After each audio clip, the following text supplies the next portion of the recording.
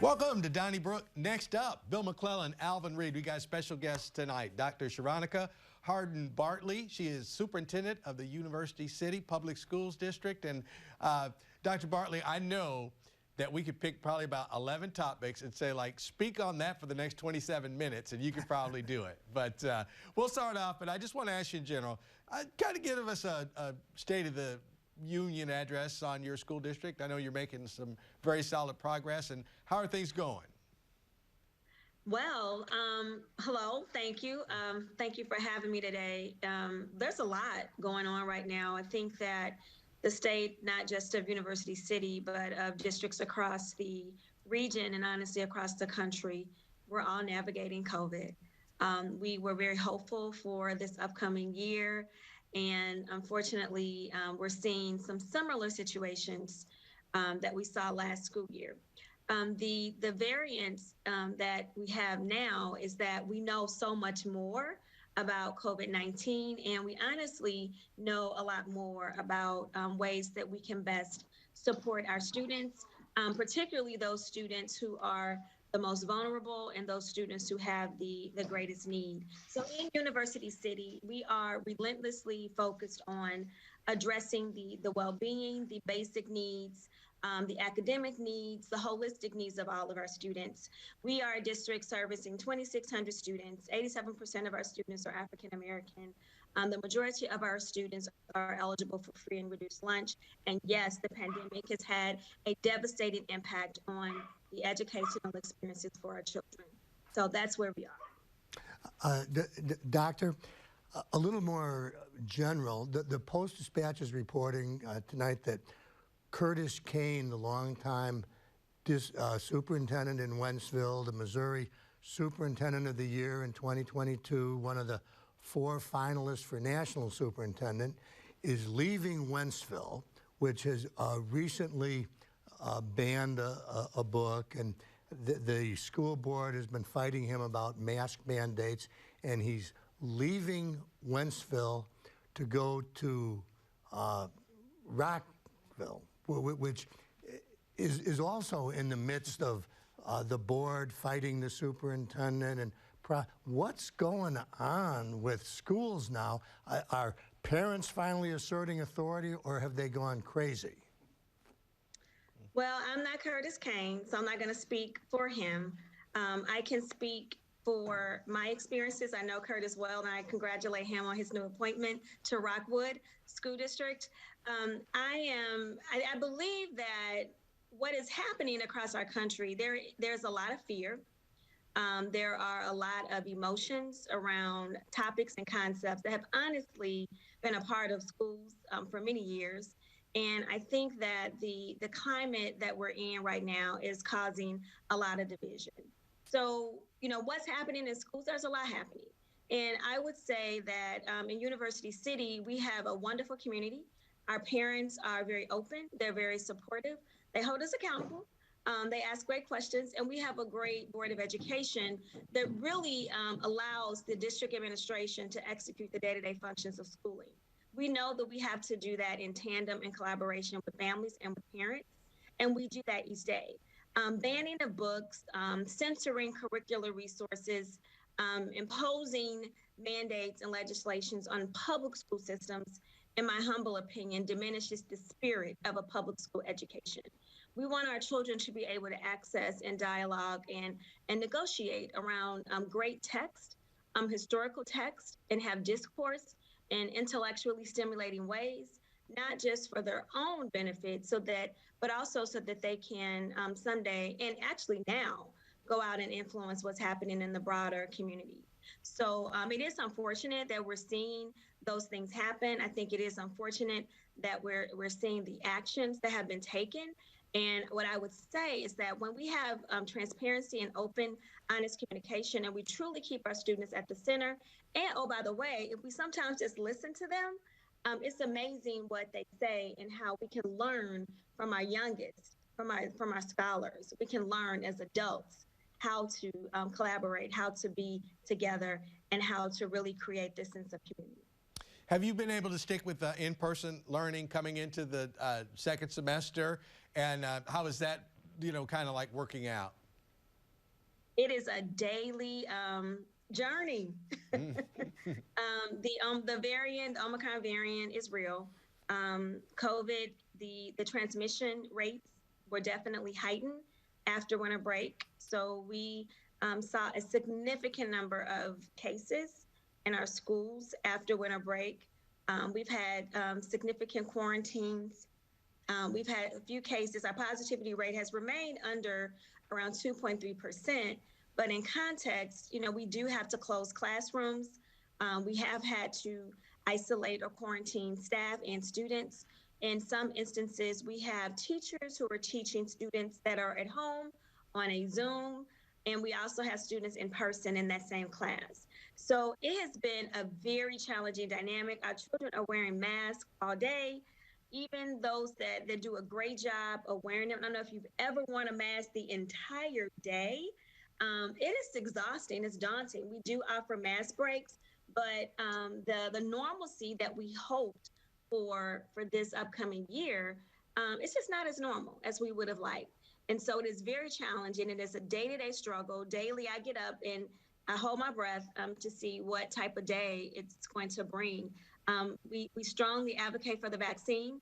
We want our parents to make choices and to be informed about those choices. But we do believe that our mitigating measures, mask, social distancing whenever possible, and then encouraging the vaccine for anyone who's over 5, we do believe that those are effective mitigating strategies so that we can not just be in school, but be in school and do it well, be able to stay in school and be able to be effective at being in in-person instruction.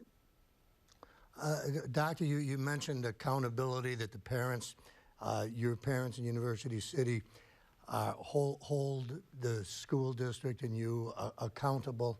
What do you think about judging school districts by test scores? And these, the state gives test scores, and the schools that have a lot of poorer students tend not to do so well. And I know University City isn't doing so well on math proficiency and reading proficiency.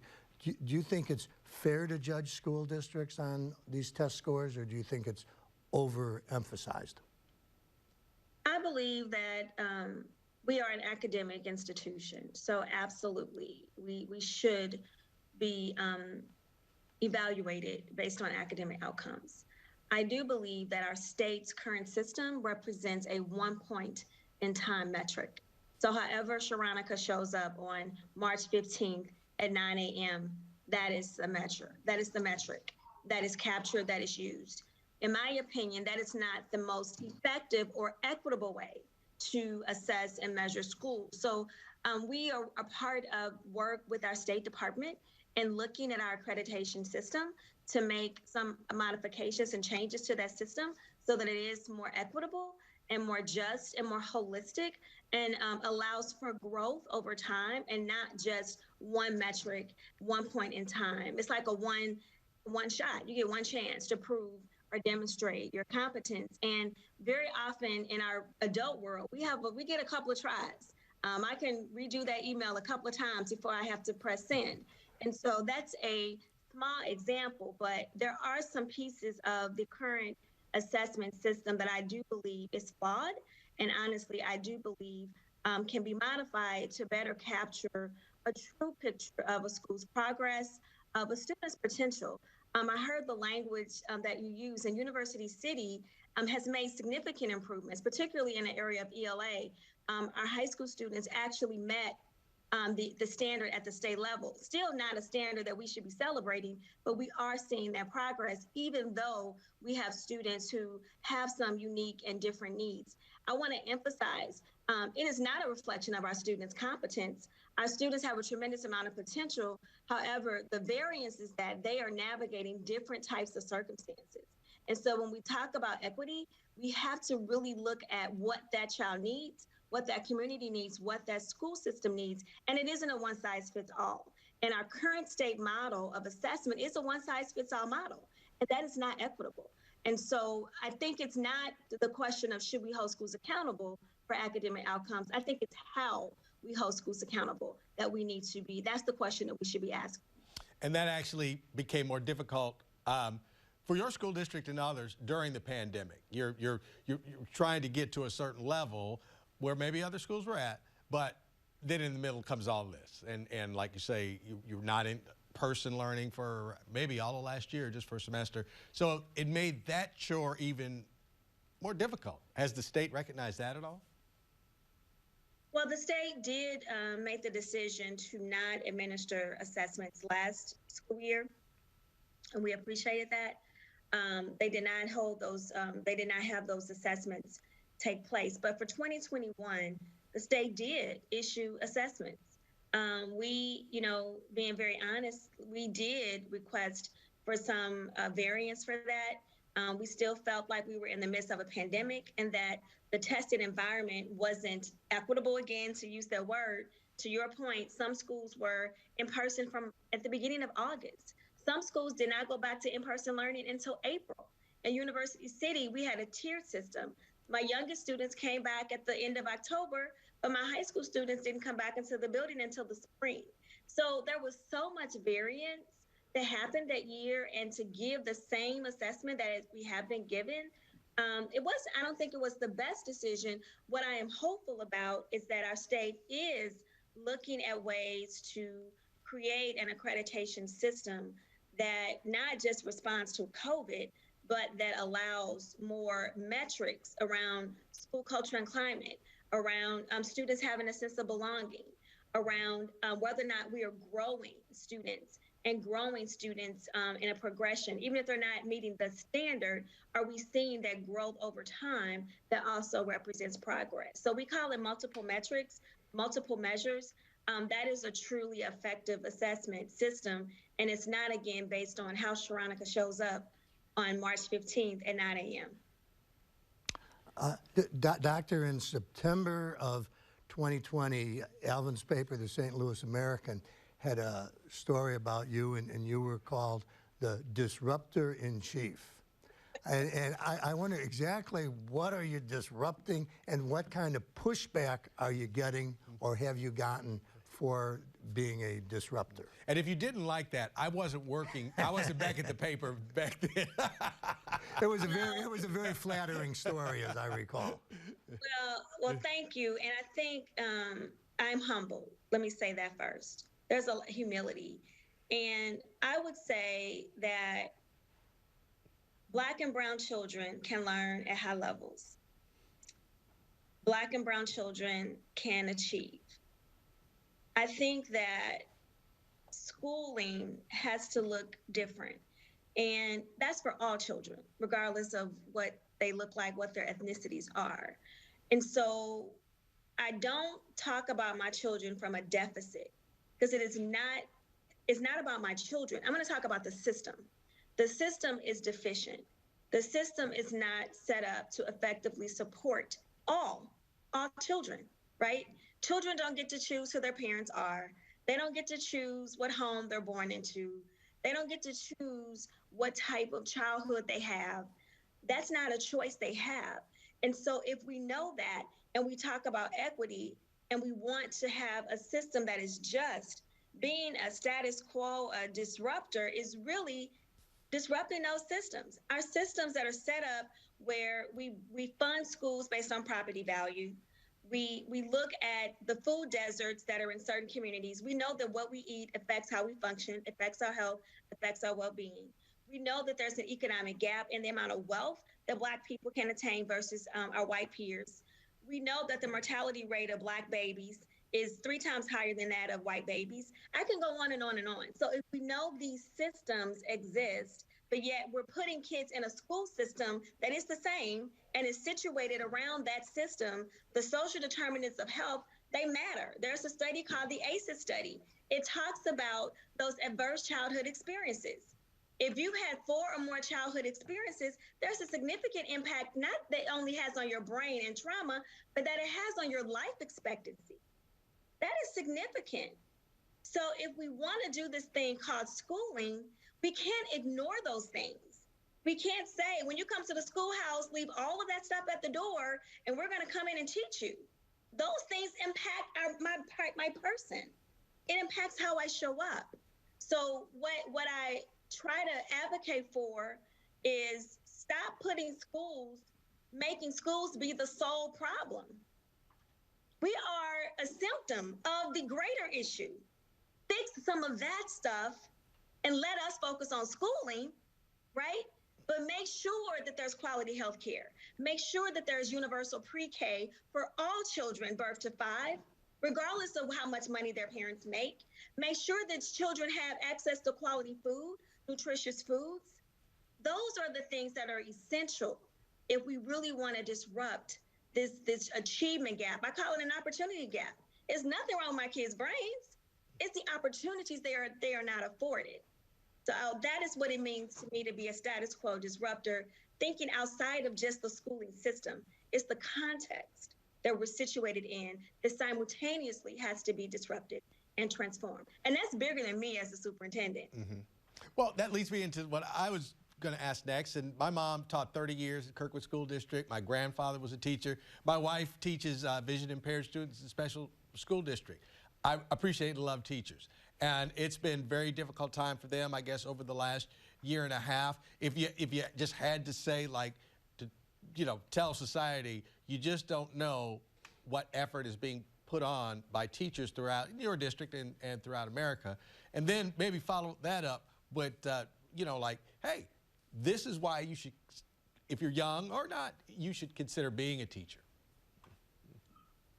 So our teachers are under a tremendous amount of pressure, a tremendous amount of stress, and they show up.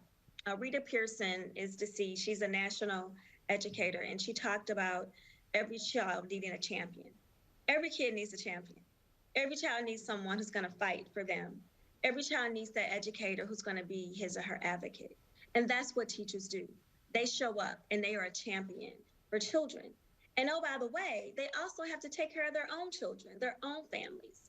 So the task of serving and leading in the educational space now more than ever is important. And now more than ever, it is in a crisis. We're losing some of our best and brightest. And that is scary. What I would say to people, if you have a passion for changing systems, for working to impact the life of another human being, to really help to shape the fabric of our society. It's our youth. That's where I have hope.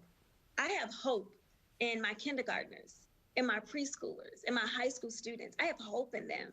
And I want to be just a little part of their journey in tandem with their parents and their caregivers, because I know they're going to do amazing things. And so that's why my title is superintendent. But that's why I am a teacher.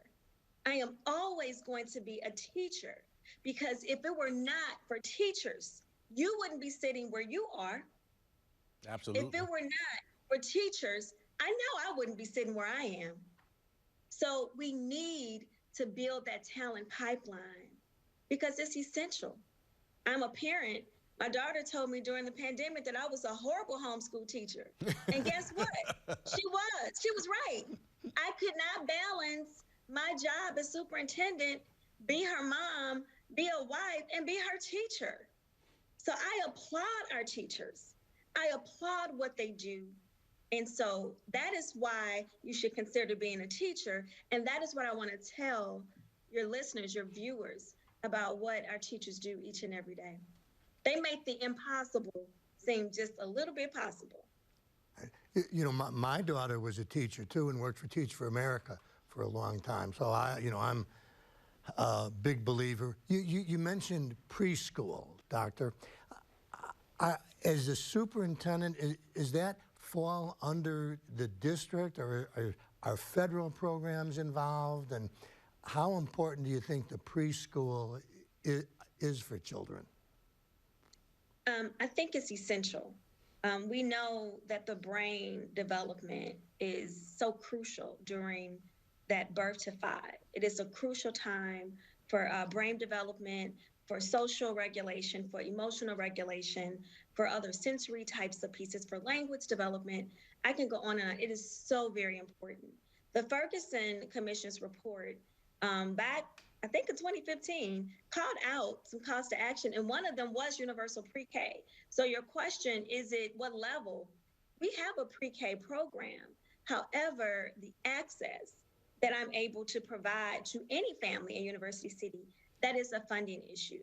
So often what you see, there are universal pre-K programs that begin maybe at third grade, at 3 years of age, but we really need to think about making sure that we are attracting that quality early program from birth to 5. And it should not be a barrier financially. I do not have the funding to provide a seat for every family in my community that has a child birth to 5, or even 3 to 5 for that matter. So it is a financial piece. And when you think about access, it's also about quality access and not just access to a center that is not enriching, not engaging, and it's not stimulating the brain. And so we have to focus on the access piece and also on the quality piece. And I believe that universal pre-K, universal early childhood programs are essential, particularly in communities that are marginalized and in high poverty communities. I think that can really be a game changer when we talk about equity and we talk about racial equity, specifically in the context of St. Louis. So if you got to vote on how we spend this $500 million we got from the Los Angeles Rams, you would say, how about putting some of that toward preschool education? The research is very clear. And one of the things about St. Louis, we're beginning to be more cohesive, but there are a lot of silos. But I encourage people, if you haven't read the Ferguson report, it's in the Youth at the Center. We've made those recommendations, and those recommendations were based on research and talking to states who have done exactly what I am stating. So we know what to do. Now it's just time to do it. Our children are waiting. Okay, Dr. Bartley, I want to follow up with that. You mentioned the journey earlier. Tell us about your journey. How did the stops you made? And you don't have to start with where you went to high school, but if you want to add that, we'll take it. Well, thank you for that. I think that where I went to high school is important because it is how and why I show up. I attended high school in a suburban West County district through the DSEG program. And I, at the time, did not understand the trauma that I endured in that experience and the power that the educators in that system had. And the power that was used, not in a helpful way, but in a very destructive way.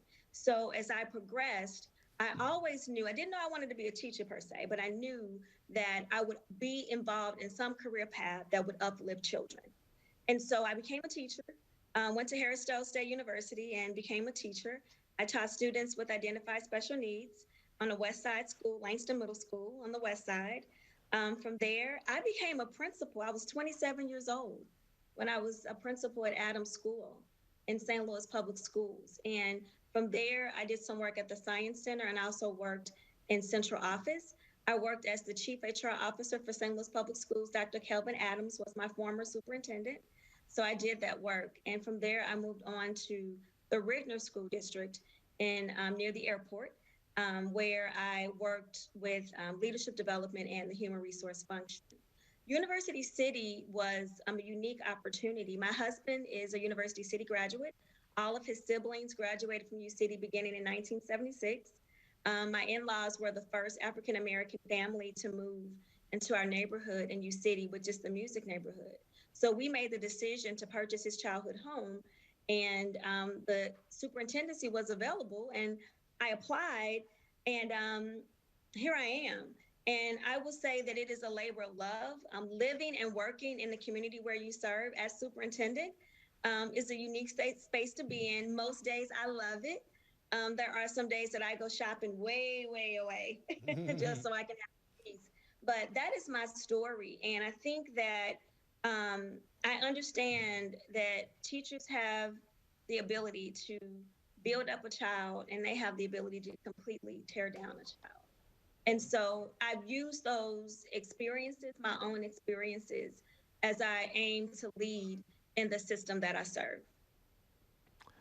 Doctor, I read somewhere that a superintendent generally stays in a district for like 5 years, I think was the average.